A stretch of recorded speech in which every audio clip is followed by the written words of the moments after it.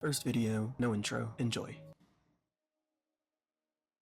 Nice. The first story is titled, I told my sister the truth about her husband, and now my whole family hates me. A few months ago, I overheard my sister's husband on the phone. At first, I thought it was just a casual call, but then I realized he was talking to another woman. It wasn't just friendly, the tone, the flirting, the way he said things that should only be said to your spouse. It was obvious that he was cheating on her with a different woman, and I kept with it for days. Part of me wanted to just forget it, but the other part kept imagining my sister living in the dark while he was lying to her. She's my sister. I couldn't keep it from her, so I told her. She confronted him, things spiraled quickly, and within weeks, they filed for divorce. I thought I was doing the right thing, but now I feel like I've been branded the villain. My parents, cousins, even some family friends, they blame me for destroying the marriage. They keep saying I should have stayed out of it, that marriages have ups and downs, and I meddled where I shouldn't have. I'm from a South Asian family, by the way. Now holidays are awkward. People ignore me or give me dirty looks. My sister doesn't blame me. If anything, she thanks me for being honest, but it feels like everyone else hates me. I keep wondering if I should have just stayed quiet, but deep down, I know silence would have been worse. I didn't break their marriage. He did. Still, being the one everyone blames hurts more than I thought it would. Yeah, you didn't do anything wrong. You didn't cheat. You're not the one who lied. It was your sister's husband. All you did was tell your sister the truth. I mean, if you didn't tell her, she would still be wasting more years of her life with someone who was playing her. I mean, she probably would have found out eventually, but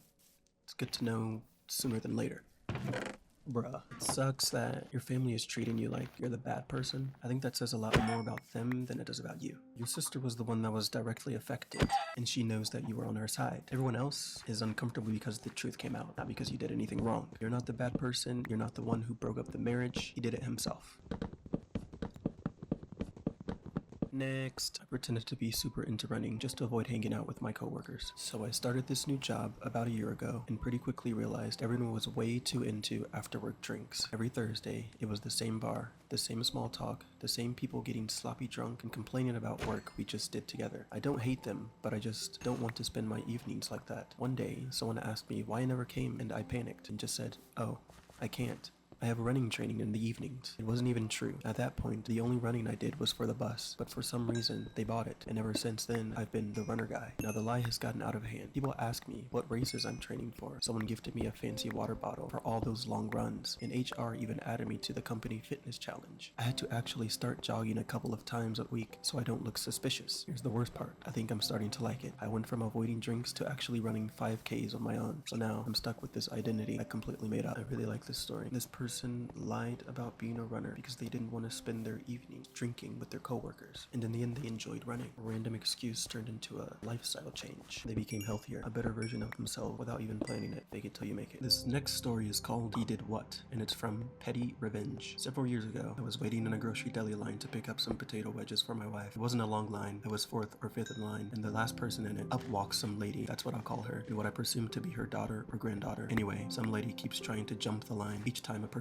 was served, and the patient deli worker kept telling her she needed to wait her turn, with some lady getting more and more frustrated that she could not just do what she wanted. Guy before me goes, and I hear her telling her daughter slash granddaughter, "This is f***ing ridiculous. I just want some wedges." This being petty revenge, we know exactly what I plan to do upon hearing that. Finally, we get to my turn, and she tries to jump again, only this time I pipe up and let her know the end of the line is behind me. She did not like that at all, exclaiming, "This is bull. It's first come, first served." The worker and I just stared at her until she walks back to her irritation area off to the side, and I see there are scant few potato wedges available. So I tell the worker I'll need more than what's available, and he says they'll need to drop some more. About a 5-minute wait. It was longer than that, closer to 10 as it turns out. Knowing what the lady wants and that it's not there, I say he can help her. They go through the same process, which irritates her further, but says something like "fine, might as well at this point," and steps aside in a huff. New wedges are brought out, and I see her start to move like she's going to jump in front of me, but I remind her I'm next to order. Deli guy asks how much I want, usually in pounds, and I quietly say I want all of the wedges. All of them? All of them. He cracks a bit of a smile and says, "Sure thing," and gathers them up for me. I start to walk away, slowly, so I can see the aftermath. And shrilly she shouts, "He did what?" and whips her head around to me. I wish I could say I locked eyes with her and ate a wedge right in her face. But alas, that idea came to me as I recounted the tale to my wife at home. Best $14 I ever spent. This story is great. This person is waiting in line for some food. The lady behind them keeps trying to cut the line, but crashes out because she can't get her way. Am I the asshole for not wanting my husband's gaming friend to move in with us indefinitely? My husband Mark and I have been married for 3 years, and we just managed to buy our first home. It's a cozy 2-bedroom place, and honestly, it's felt like a dream come true. We've been slowly making it ours, and it's been such a joyful process. The second bedroom is my office. I work from home as a therapist, and having a private, quiet space where I can speak with my clients confidently is non-negotiable for my job. Mark has a good friend named Leo. They've known each other since college and are really close, mostly through their online gaming circle. Leo's a decent guy, but he's hit a rough patch. He's lost his job a few months back and has been couch surfing since. The friend he was staying with is moving away for work, so now Leo has nowhere to go. Last week, Mark sat me down and told me Leo had asked if he could stay with us for what he called a little while, just until he can get back on his feet. Mark, wanting to be a good friend, told him yes right away. He didn't ask me, he just let me know it was happening and that Leo would be arriving this weekend. I was completely caught off guard when I asked how long a little while actually meant. Mark was pretty vague. He said maybe a few weeks or a month or two, just until Leo finds a job. But the job market in his field isn't great right now, and I have a strong feeling this won't be as short term as Mark thinks. I tried to explain why this worries me so much. My office is the only other room. If Leo stays there, I'll have nowhere private to hold my therapy session. I can't just work from the living room when there's someone else in the house. It wouldn't be fair to my clients, and it's honestly unprofessional. Beyond that, we just moved into our first home. I was really looking forward to this time for just the two of us, to settle in and enjoy being newlyweds in our own space. And I'm also worried that without a clear plan or an end date, a few weeks could easily turn into several months. Once someone moves in, it can be hard to ask them to leave. Mark thinks I'm being unsympathetic. He says that Leo is one of his oldest friends and that we should help when we can. He told me I'm not being supportive and that I don't trust his judgment. He thinks he can make it work with my schedule, but he doesn't get that my job doesn't work that way. It requires structure and privacy. Things have been tense between us since then. Mark says I'm making him break a promise and betray his friend. I feel like he made a huge decision about our home without even talking to me, and now he's brushing aside my very real concerns about my career and our life together. I suggested other ways we could help, like chipping in for a room at a budget motel for a few weeks, or helping Leo find a roommate situation, but Mark says that's not the same as giving him a place to stay, and that it's a waste of money when we have a spare room. So am I the asshole for saying no to this? Should I just suck it up and let Leo stay, even if it means sacrificing my work environment and our privacy? Or is it reasonable for me to want my husband to put our household first? Alright, after reading the story, I don't think the wife is being unreasonable at all. It isn't just about not wanting a guest, it's about her work, her career, and the space they've both worked hard to build together. A home office for a therapist isn't optional. It's required for privacy and professionalism. In my opinion, expecting her to just give that up because a friend needs a couch is pretty unfair. And honestly, the biggest red flag here isn't even Leo moving in. It's that the husband made the decision without even asking her. I think that in a marriage, you don't just volunteer your shared home to someone indefinitely without a conversation first. That shows lack of respect and communication, which is way more damaging than Leo sleeping on the couch. I also think the suggestions like paying for a motel or helping Leo find a roommate situation are actually reasonable. If anything, I think the husband is letting guilt and loyalty to his friend blind him to the bigger picture. Being a good friend is important, but your marriage and your partner come first. No, she's not the asshole. She's setting boundaries. Thanks for watching. Bye.